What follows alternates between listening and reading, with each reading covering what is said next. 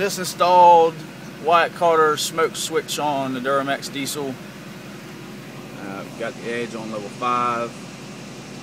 And let's see if it does anything.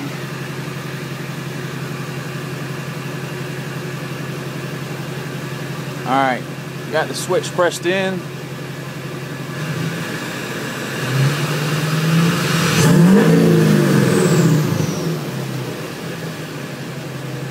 Yeah, I say it's working.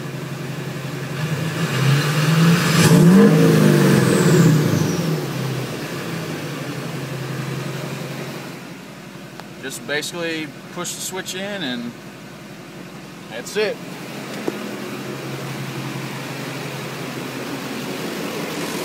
Pretty simple.